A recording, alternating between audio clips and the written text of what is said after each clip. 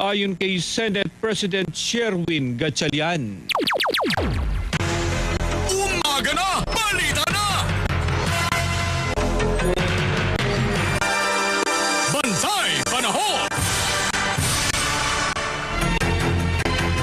At sa detalye ng mga balita, sinuspinde ng Malacanang ang face-to-face classes at in-person work o trabaho sa gobyerno ngayong Lunes, August 10 sa buong Metro Manila at 15 iba pang rehiyon sa bansa. Ayon sa palasyo, dahil yan sa malakas na ulan at pagbaha na dulot ng southwest monsoon o habagat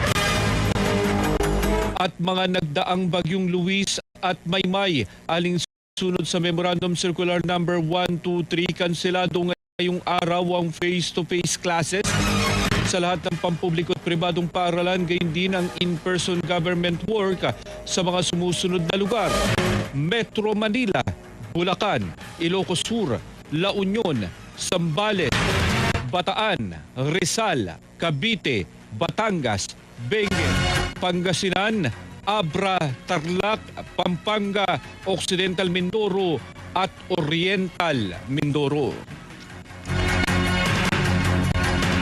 Umaabot na sa 110,000 na mga pamilya ang apektado ng hanging habagat na pinaigting ng bagyong Maymay o bagyong may international name na Dolphin. Ayon kay Assistant Secretary Bernardo Rafaelito Alejandro IV, Deputy Administrator for Administration ng Office of Civil Defense, nasa 2,200 na pamilya o 7,300 na individual ang kasalukuyang nasa